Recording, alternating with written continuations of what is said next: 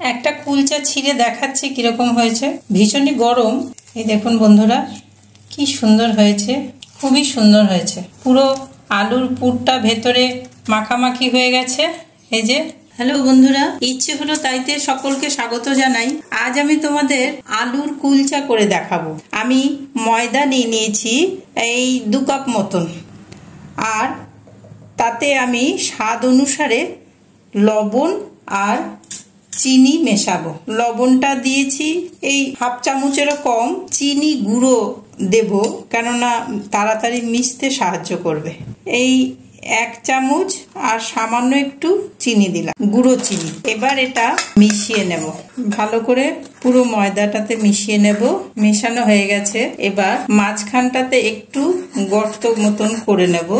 এতে আমি টক দই মেশাবো। 3 চামচ মতন টক দই মেশাচ্ছি। এর মধ্যে দিয়ে দিচ্ছি 1/2 চামচ বেকিং সোডা, আর দেব 1.5 চামচ মতন বেকিং পাউডার। এর মধ্যে দিয়ে দেব রিফাইন অয়েল এই 1 চামচ মতন।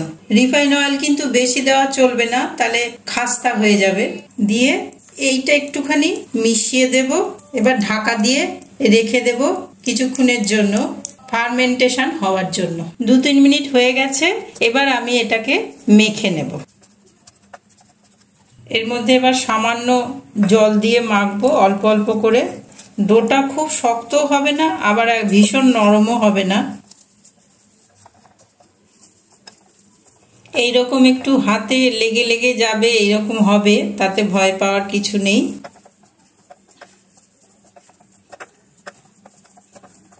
সামান্য একটু হাতে সাদা তেল নিয়ে এটার গায়েতে এইভাবে মেখে কিছুক্ষণের জন্য রেখে দেব ঢেকে। এই 15 থেকে 20 মিনিটের জন্য রেখে দেব। আমি অন্য একটা পাত্রে 2টো সেদ্ধ আলু নিয়ে নিয়েছি, ছোট ছোট। এবার এই আলুগুলো গ্রেট করে নেব। এটা চটকে নিলেও হয়, কিন্তু দলা থেকে যায়, তো এইভাবে গ্রেট করে নিলে ভালো হবে আর কি, কোনো দলা থাকবে না। এই যে এইভাবে।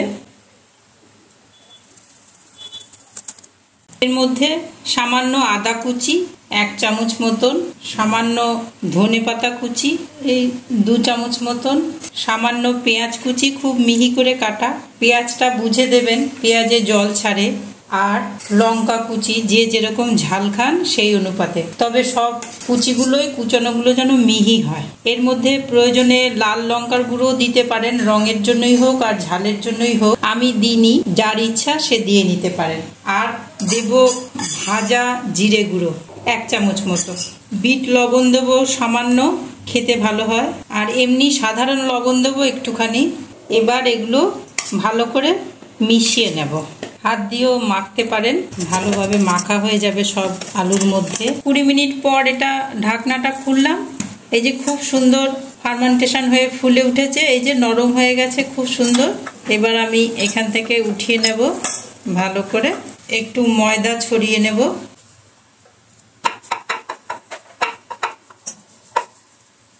আর মাখার দরকার নেই, রেস্টে ছিল মোটামুটি 20 মিনিট মতন। লেচিগুলো একটু মোটামুটি সাইজের, খুব ছোটও না আবার ভীষণ বড়ও না, এইরকম 5টা মতন লেচি করে নেব। এইভাবে মোটামুটি এইরকম লেচি করে নেব।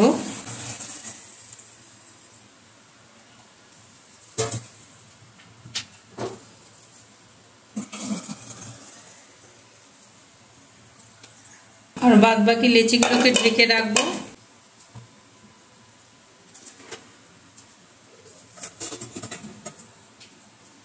একটু বাটির আকারে করে নেব, যাতে আলুর পুরটা দেওয়া যায় একটু বড় করে। এইবার এতে পুর দিয়ে দেব।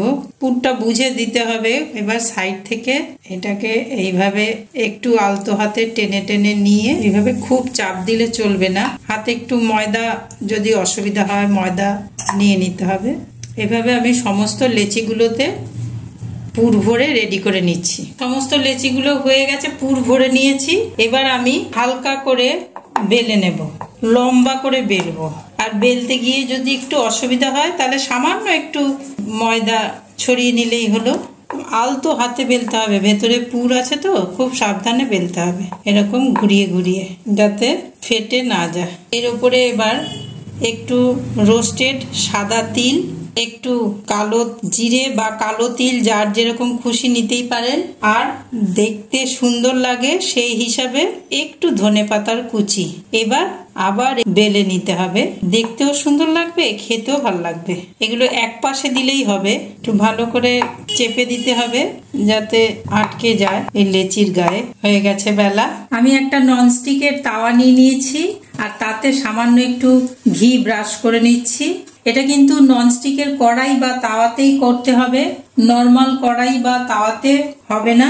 এবার আমি এই বেলা কুলচাটাকে আস্তে করে এখানটায় বসিয়ে দেব, আর ফ্লেমটা লো থাকবে, আর ঢাকা দিয়ে দেব।